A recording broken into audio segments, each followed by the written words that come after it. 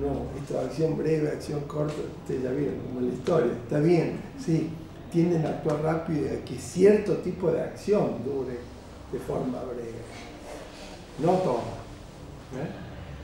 Bueno, hasta que tuvieron que llamar los padres por su cuenta un terapista de Buenos Aires.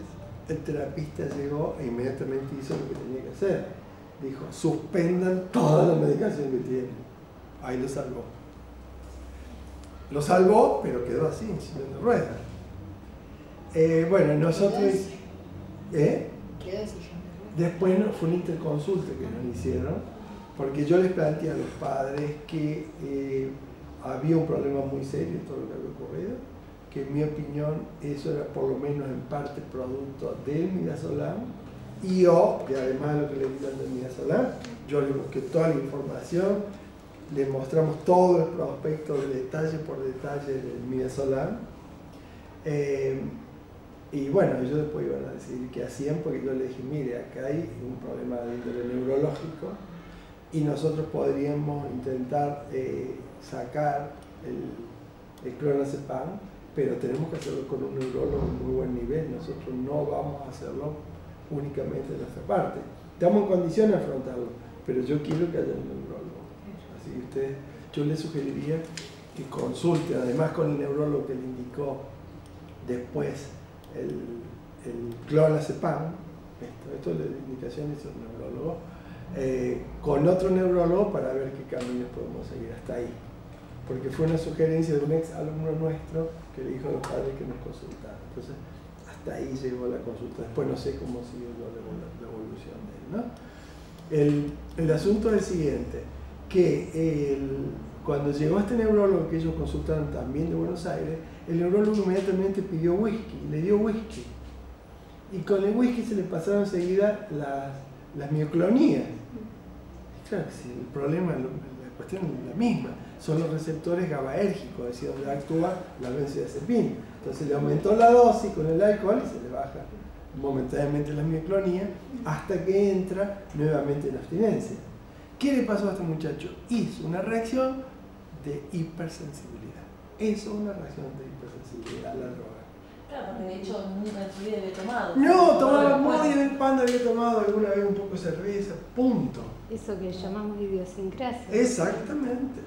Pero eso se podría haber probado, porque al darle una pequeña cantidad de midazolam previo, probar cómo reacciona y no darle semejante dosis. Entonces tenés el ejemplo de cómo un anticonvulsivante, pero que aparece como muy relajante, en este caso el midazolam originalmente, y después clonazepam, produce una convulsión. Pero acá, ¿a qué clase pertenece? A la de los míos relajantes. Pero esto se lo dijo el médico. Además, digamos, en el prospecto argentino también dice anticonvulsivante. Claro. ¿Está? Por lo menos eso. Bueno, pero vamos a una situación aún peor, la peor que yo he tenido que vivir en todos mis años de toma de conciencia de las benzodiazepinas. No se crean que esto yo lo supe siempre. Yo también indiqué en una época benzodiazepinas sin saberlo. Pero perdón, es que una duda. Sí. ¿Le provocó por la hipersensibilidad y las secuelas que te quedaron? Y claro, porque digamos, en principio fue un impacto. La hipersensibilidad quiere decir que el sistema nervioso es una droga que deprime el sistema nervioso, ¿no es cierto? La depresión fue extrema hasta llevarlo al coma. Y eso produjo daño. Y después siguió con un coma, otro coma, otro coma. Y como les pusieron fenobarbital para hacerlo entrar en coma barbitúrico farmacológico para sacarle las convulsiones porque no lo podían parar de convulsivar. Y se transformó en un estatus epiléptico. Y no lo podían parar. Entonces otro coma, comas y comas y comas. Eso es habitual de alguna manera. No, es habitual. No es habitual esto que yo estoy diciendo. Es habitual el coma farmacológico Sí, para el tema respiratorio. Claro. De la anestesia. Bueno. Entonces ahora ustedes van a poder entender por qué los médicos recetan esto. Y yo voy a empezar por este caso.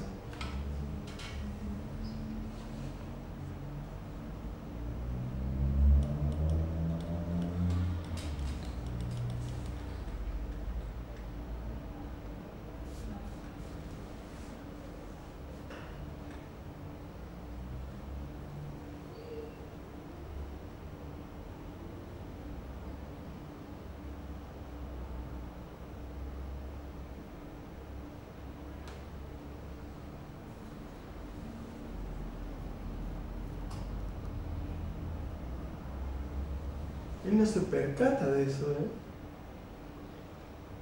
de que su miembro superior es tan rígido, que la marcha es rígida, la rigidez de los ojos, más difícil darse cuenta de la rigidez de los ojos, pero en la marcha él no se percata.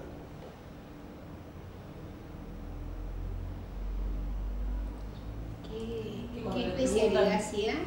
Era terapista e infectólogo. Un hombre muy reconocido en Córdoba, muy bien considerado en su época, muy querido además. Ahí estás.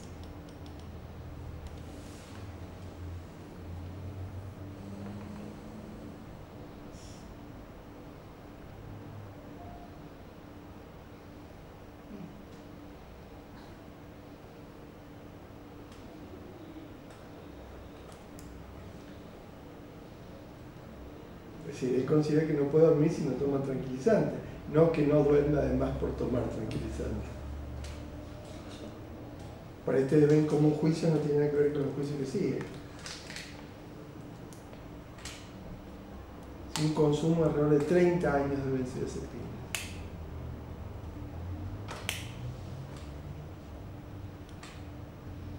Está bien ahí, ¿no?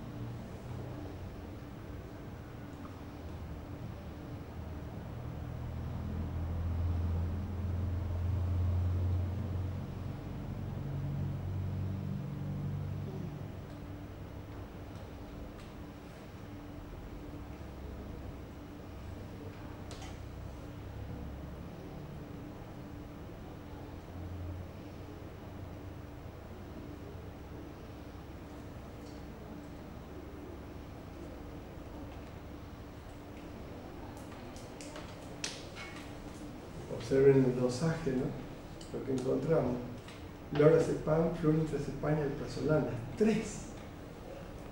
Y además por encima de los niveles considerados terapéuticos, es decir, que no había consumido absolutamente nada. Y no es que mienta, no se acordaba. Porque tiene destrozada la memoria.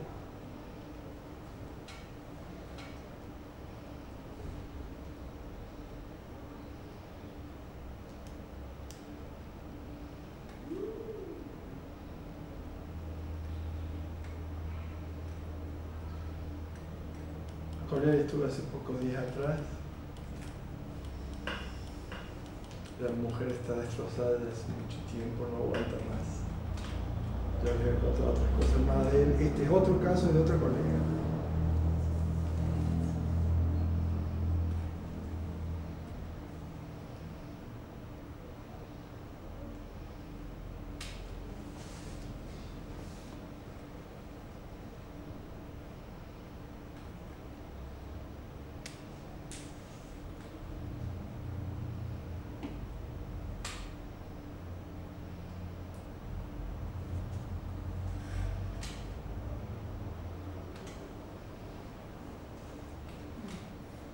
¿Puedo pasar?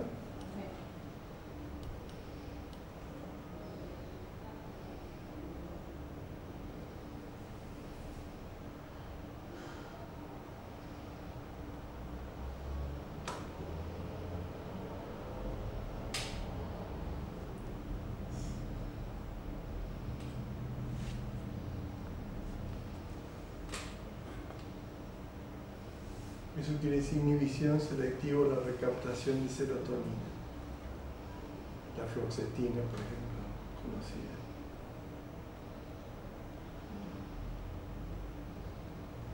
Vieron que en los biopos aparece el lorazepam, porque en aquella época cuando ellos empezaron el que estaba de moda era el lorazepam junto al diazepam.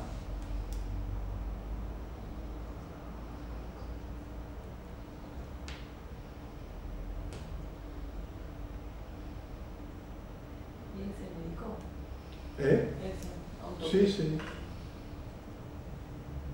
Bueno, este es el caso que ya vimos, de la esposa de un médico, el caso del listado. No estoy hablando de gente cualquiera que me estoy hablando de mis colegas.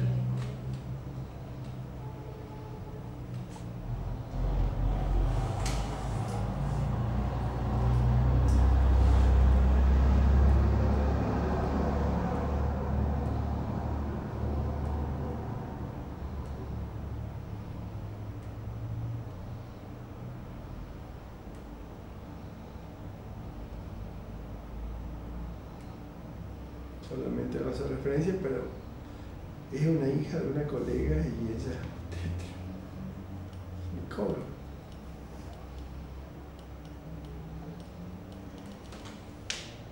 La madre de dos colegas, los dos son médicos clínicos, no me recuerdo.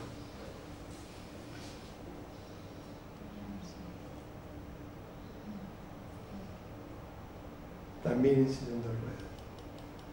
Ya estamos recibiendo casi por mes una persona en sillón de ruedas.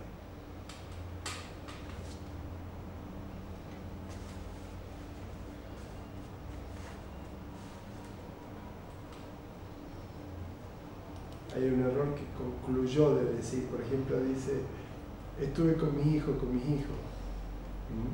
A eso me refiero.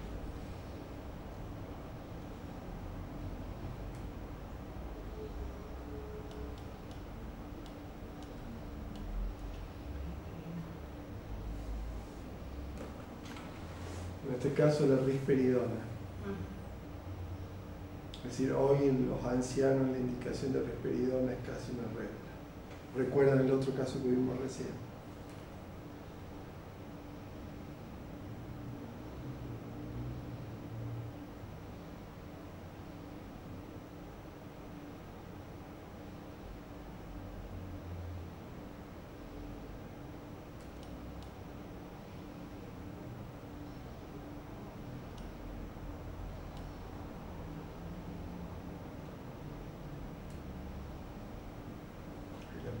Parte de eso.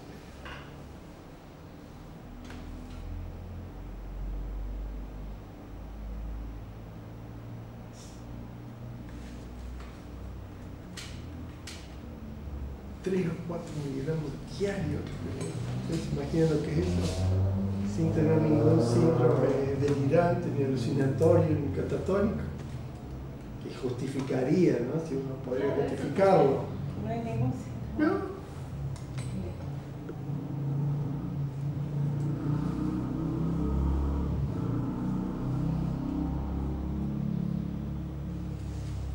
Obviamente que ahí el hijo decidió esto, ¿no? Porque la hija es la vista de la hermana.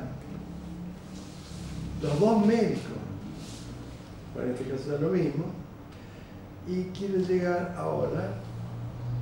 Entonces acá ustedes pueden ver la consecuencia de ese tipo de razonamiento prelógico, preoperatorio, sincrético, totalmente egocéntrico, de juxtaposición, de no jerarquización de la clase. ¿Qué consecuencia?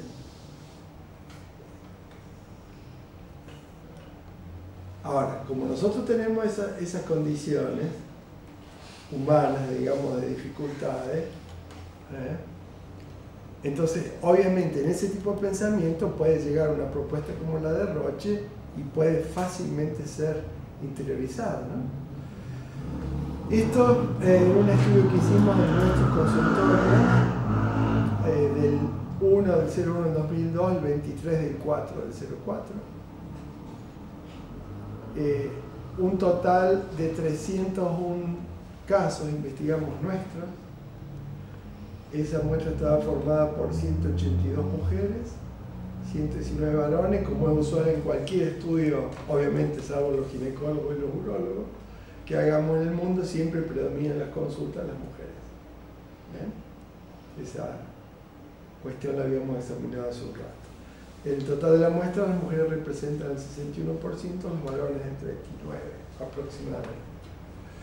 Consume benzodiazepina 111 mujeres, es decir, el 61,09% del total de la muestra, no del todo de esto, sino del total de la muestra, y de varones el 57,14%. Seguramente en un estudio de correlación no sería significativa la diferencia, pero porcentualmente es mayor en las mujeres que en los varones. Mientras que los que no consumen benzodiazepina, solamente casi un 40% de las mujeres y un 42% de los varones. Como ustedes ven, la mayor parte de los pacientes que no llegan, todos llegan consumiendo benzodiazepina.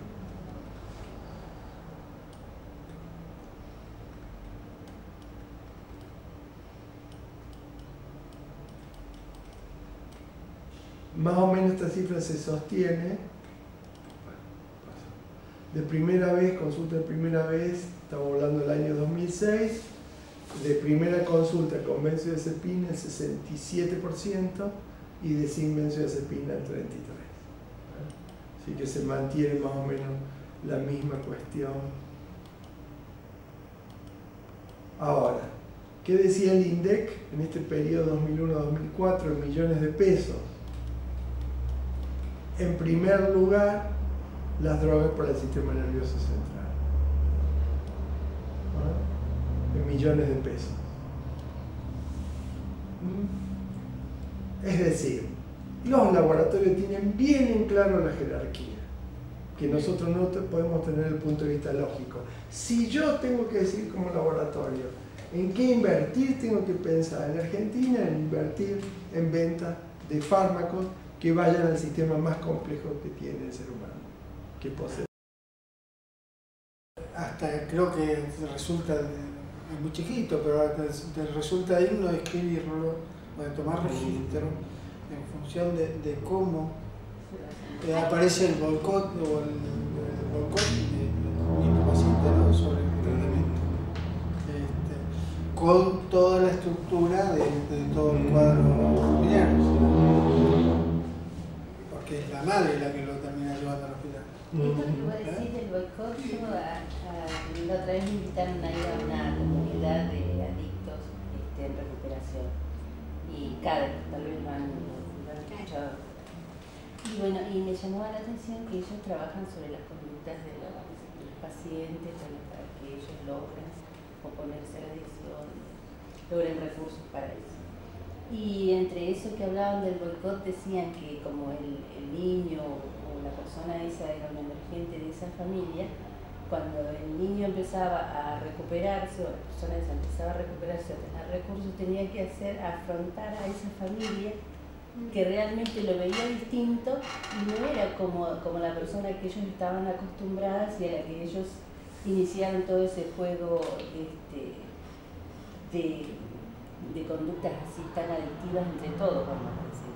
Entonces decía que la familia es la primera que hace el boicot, la primera que empieza a boicotear a la persona que se está recuperando de la familia. Y ellos por eso tienen serias sanciones a la familia, ¿no? Le van poniendo sanciones a la familia. Bueno. Por otro lado, en esto que mencionaba ella, yo hoy cuando empecé, cuando vine hoy quería mencionar porque cuando veo en televisión este triple homicidio, me vino inmediatamente su metáfora de mafia, ¿no? Y después que empieza la investigación periodística, que siempre va, no sé por qué razón, un paso adelante en la investigación judicial, empieza a develarse toda una cuestión de fragilidad del sistema de los laboratorios. Una fragilidad y una falta de control que si los laboratorios surgen tan vulnerables, de pronto es como tierra de nadie. Exactamente. De hecho, estaba hablando, lo que escuché también, que tenía como una política que se sustentaba, mutuamente había, los laboratorios le daban plata. Claro, porque nosotros nos quedamos con la vulnerabilidad del paciente, esta cuestión de la vulnerabilidad del adicto. Pero la vulnerabilidad es estructural, si se quiere. Exactamente, claro. Más allá del... Porque, si yo no sé, manejaban kilos y kilos de drogas. A ver si calculen, si son kilos y kilos de efedrina, calculen lo que es el clonazepam. Es decir, lo de la efedrina es ínfimo al lado de lo del clonazepam.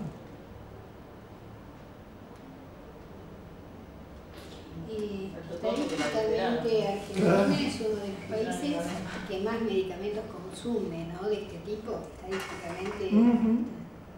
Está por lo menos hasta donde yo sé. Los 3 o 4 primeros. Además estamos en eso, y en esto no sé, yo no conozco cifras generales, pero sí, ya desde hace varios años conocemos que en nuestro país, junto con otros países del mundo del mismo tipo, gastamos a veces el doble en medicamentos de lo que gastan otros países. Bueno, conclusiones. Pero ha habido una guerra, sin embargo, a la medicina alternativa, entre comillas, esta cuestión de... o sea, ha habido un combate muy de este país muy fuerte, cosa que por ahí no en Bolivia o no en Chile, donde la gente por ahí acude más a la naturaleza, a los yuyos, esto. Pues tenemos nosotros mucho más influencia europea, ¿no? O pretendidamente europea. Sí. Ya vamos a ver lo que pasa en Europa, dicho por los europeos. Entonces, conclusiones respecto al tema de la dependencia físico-psicológica del ribotril. Por medio de diversos componentes semióticos, Roche ofrece en el prospecto del ribotril una información ilegible o de difícil lectura para la mayor parte de los usuarios. 2. El contenido del prospecto referido a la dependencia física o psicológica acentúa la ilegibilidad sostenida por la forma, el tamaño del tipo de la letra, por medio de un enunciado configurado en términos confusos, imprecisos y falsos. 3. La mayor parte de los legos que hemos entrevistado no se encuentran en condiciones de descifrar adecuadamente, en defensa de su salud, el contenido de este parágrafo. 4. Las consecuencias que podrían derivarse de la droga se atribuyen a tiempo en que es usado, dosis excesiva, forma de interrupción, alusión indirecta a no interrumpirlo, cualidades de ciertos individuos propensos a la adicción. ¿Se dan cuenta? Y nunca la droga. En síntesis, la configuración del mensaje de este parágrafo, me refiero al parágrafo del prospecto en castellano que dice dependencia físico-psicológica, desde el punto de vista lexicológico, semántico, sintáctico, pragmático, denotativo, connotativo, implica de parte del emisor un falseamiento total de los hechos científicos establecidos sobre la cuestión de la dependencia físico-psicológica, aceptadas en otros prospectos de su laboratorio, sea en el de Suiza o en el midazolam o el Valium.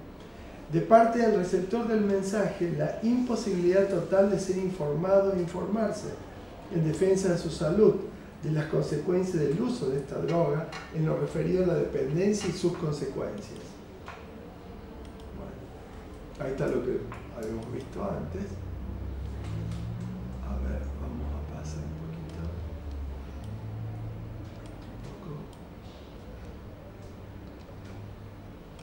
Eso lo vamos a ver después. Quiero ver si encuentro un cálculo que hemos hecho.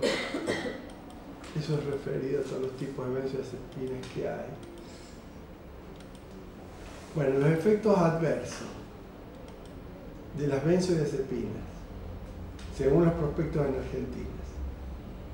Como tiene que ser, no hay ningún aspecto del sistema orgánico funcional humano que no pueda ser afectado, ¿verdad? Por lo cual es falso que pueda alguien decir, si usted lee, va a inducir la sugerencia de que, por ejemplo, haga una leucopenia. Fíjense en el sistema nervioso central.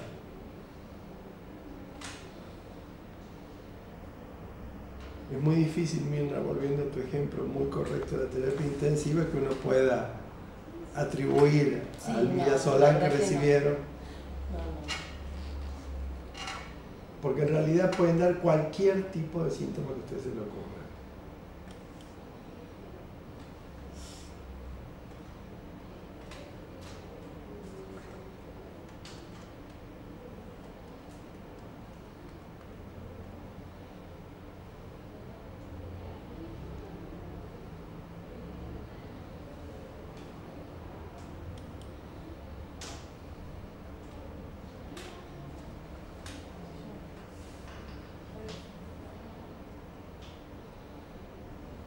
Esto está traído de los prospectos, no es invento nuestro.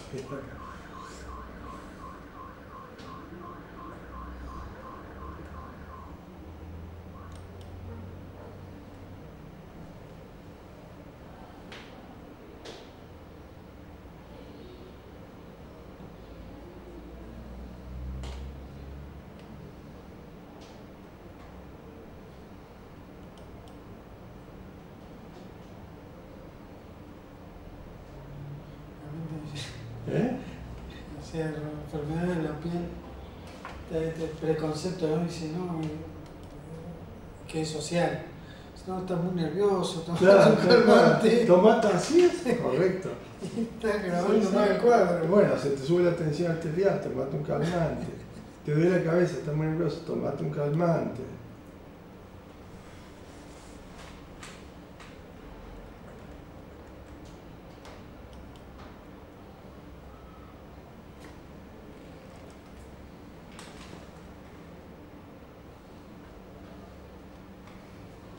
Movimientos coreiformes, una pobre señorita que tuve que atender cuya madre había muerto en relación con una Corea Huntington, le indicaron también clonazepam a la chica. Tenían más intensos los movimientos coreiformes. ¿Cuáles eran los que hacen ¿Cuáles son los movimientos coreiformes? Ese tipo de todos problemas de los núcleos de la base.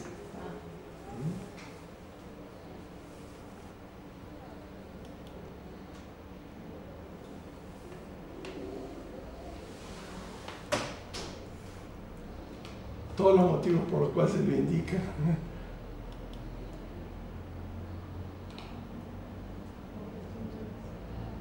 Pensá, Mirna, que los pacientes que están en terapia intensiva, la mayoría tienen dificultad respiratoria y le dan drogas que son depresores centrales.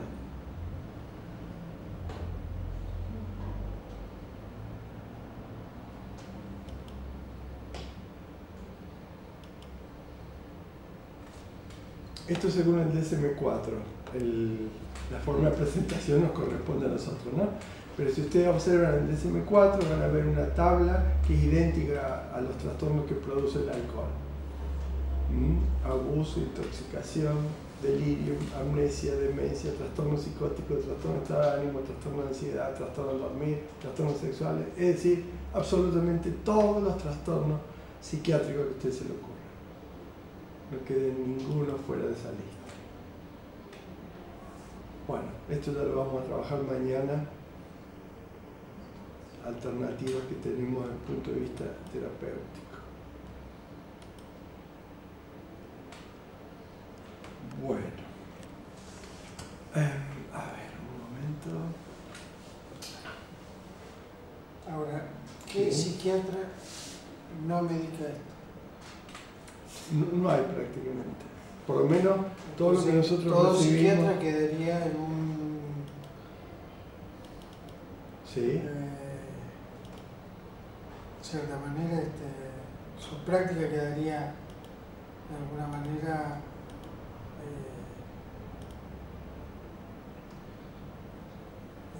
no sé, sin mayor fundamento, sin mayor aval. Lógico, por supuesto. Porque, o sea, la mayoría de los psiquiatras lo que veo que es lo más normal es, por poquito que sea. Creo que medica es más que, o sea, uno se lo imagina o lo relaciona con la medicación. O sea, no podés separar de como al médico tal vez que te puede decir no tenés nada y te puede decir que son pocos también. Como que uno que va al psiquiatra espera sí o sí la receta, la medicación. Por supuesto. Es decir, yo casi no conozco colegas, salvo los que trabajan con nosotros, que nosotros no indicamos absolutamente nunca una benzodiazepina, solamente la indicamos en los casos que son personas que viven con dependencia y consumo crónico y no se la podemos sacar de un día al otro. En ese caso yo siempre aclaro cuando hago la receta que por si tienen que comprar, que yo lo indico porque se trata de una persona dependiente y que esa droga fue indicada originalmente por otro colega. Si no queda mi receta hecha repetida como si yo también indicara, ¿comprenden? Pero en general absolutamente todos lo indican. Ahora vamos al tema, si así llegamos a la cuestión, ¿esto es un uso racional del Rivotril, del clonazepam y por lo tanto de los psicofármacos y del fármaco? Porque a esta señora no solamente le dieron midazolam y flunitrazepam, sino todo esto. Pero esto está conectado, entre otras cosas, ¿por qué? Porque cuando se indica una benzodiazepina, como dan todos esos tipos de síntomas adversos o efectos adversos, que no son considerados efectos adversos, se comienza a indicar medicamentos para cada uno de los síntomas adversos. ¿Comprenden? O sea, que si tomamos el informe, el primer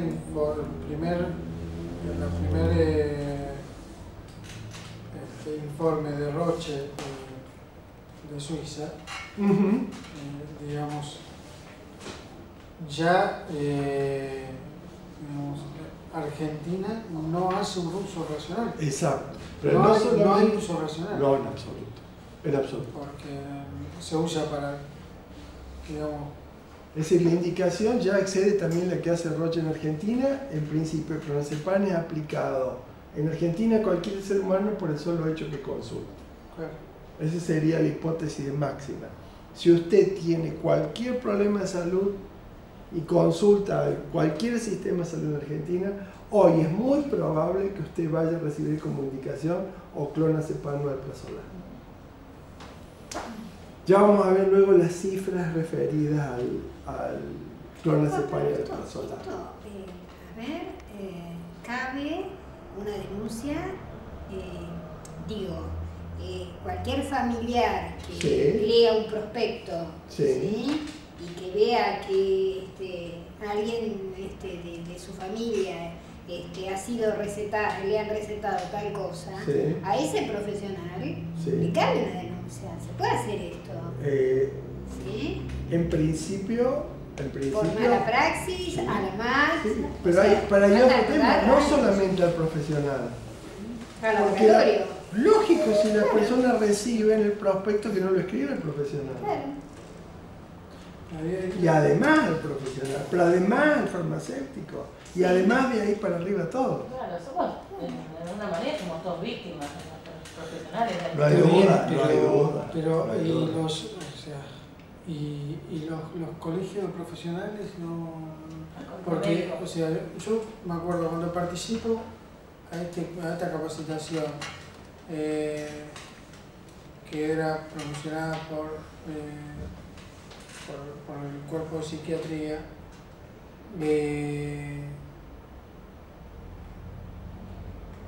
promovían el terminar con el cóctel. Pero sosteniendo esto es precisamente la promoción del cóctel. No hay duda. Porque se promueve una catarata de síntomas que inevitablemente, ahí sí que hay rebote, pero rebote de síntomas. Vale. Bueno, vamos a analizar ahora con más detalle cada uno de estos tres componentes: uso, racional y psicofármaco. Y primero lo vamos a analizar en un sentido amplio. ¿Qué significa uso? Según el diccionario llamado de la lengua española. Fíjense que inmediatamente hablan de una acción, pero también de una moda,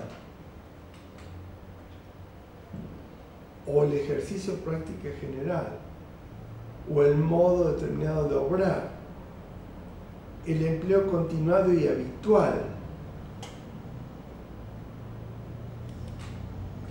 Lo tienen esto ustedes, ¿no? Todo el material lo van a tener, o lo tienen ya. ¿No? ¿El compa que tienen no lo vieron? No, no, Cepina sí estaba lo anterior. ¿Esto no está? Esto no. Ya se lo vamos a pasar. No lo vi. En derecho. ¿Cuál? El que nos dieron en el CD. No, en el CD de la vez pasada. No, esto no. No lo tienen, lo revisaron todo.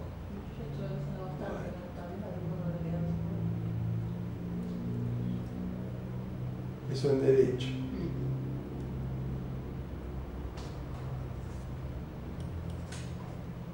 ¿Qué es racional?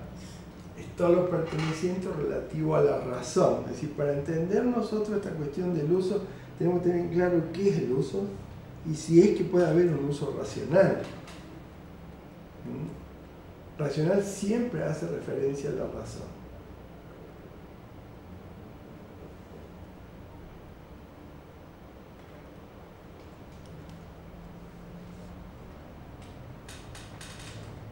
También tiene esa significación en el caso. Ahora, ¿qué es la razón? dicho en términos amplios. Recuerden que no estamos haciendo un análisis científico, sino el sentido amplio, la significación amplia según el diccionario. Es una definición lexical, semántica básica.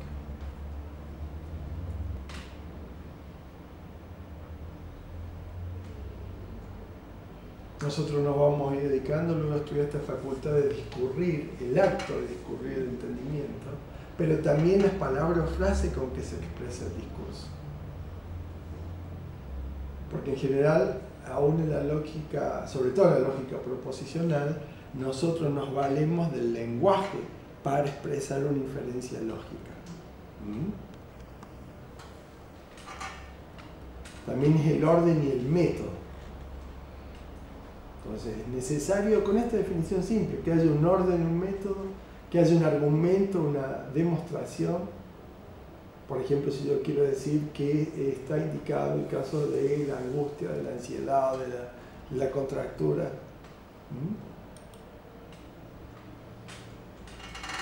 También la justicia, rectitud en las operaciones de derecho para ejecutarla. ¿Quién tiene derecho para ejecutar esto?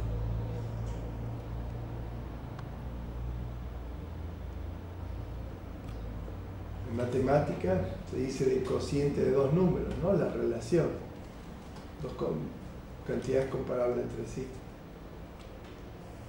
Volvemos a lo de uso para recordarlo. Y también el diccionario dice que un medicamento que actúa sobre la actividad mental del psicofármaco.